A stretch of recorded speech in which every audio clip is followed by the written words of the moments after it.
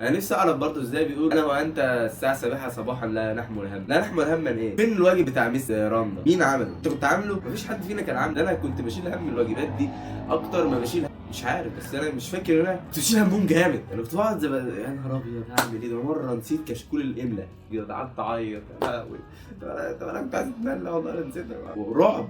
لا نحمل هما دي انتوا بتكذبوا على فكره. ندخل بقى على اعدادي. طبعا في اعدادي هيقولوا لنا ايه؟ انسوا كل اللي خدتوه في ابتدائي. ادخل اعدادي بقى في حاجه غريبه هتواجهك. انت وانت قاعد على الديسك كده اللي على يمينك طفل خالص كده تحسه اهبل وغبي، وعلى شمالك هتلاقي واحد عنده شنب ودقن. انت متخيل انت في اعدادي في مرحله تطور، يعني تطور بس مختلفه لكل شخص. قاعد انت قاعد اللي هو طب انا فين؟ انا مين؟ لا وبيبقى في تهور عند الاعدادي. يعني انا مره اتعرفت على واحد عندي وانا في اعدادي يعني. المهم يعني اول حاجه اتعرفت عليه قال لي تعالى نلعب في الشارع كوره. قلت له انا ما بعرفش العب كوره. قال لي لا يا عم انت لعيب. بقول له يا ابني انا ما بعرفش العب. يقول لي بطل بقى تواضع بقى يا ابني، بطل انت حريف قوي، حريف جدا. والله العظيم ما بعرفش العب يا حبيبي، اعمل لك ايه تاني؟ ما بعرفش برضه. بص يا زوليا شوف الواد اللعيب. المهم لعبنا كوره وظهرت الحقيقه. جه كده في نص الملعب قال ايه يا عم حرام عليك يا عم، عمال تقول على نفسك لعيب ليه؟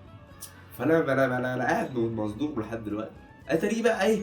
تقريبا هو كان فاكرني لعيب لان احنا لعبنا فيفا قبلها، رحت انا كسبته. هو كان شايفني ان انا لعيب يعني. واحنا كنا بنلعب في الشارع ضيق يعني. لو رحنا ملعب كبير كنت هأدي الصراحه يعني. انا بقيت لعيب دلوقتي، لعيب غصب عنك، غصب عنك وغصب عن اي حد.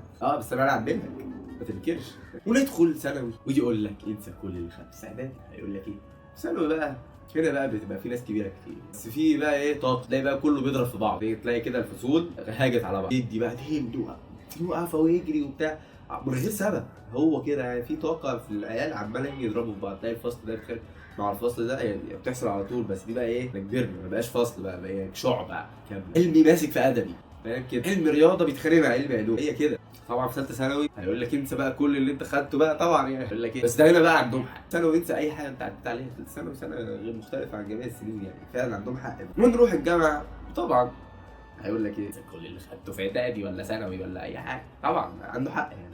في الجامعه بتبقى مختلفه، بتدرس حاجه مختلفه خالص عن اللي خدته في ثانوي او قريب من نسيت يعني. في الجامعه لسه ما عنديش خبره كتير اتكلم فيها عنها يعني. لسه كمان كام سنه كده اجي لك واقعد احكي لك بقى عن الجامعه وعن عصاره خبرتي فيها. بس انا عندي خبره، خلي بالك انا عندي خبره دلوقتي وانا في اولى.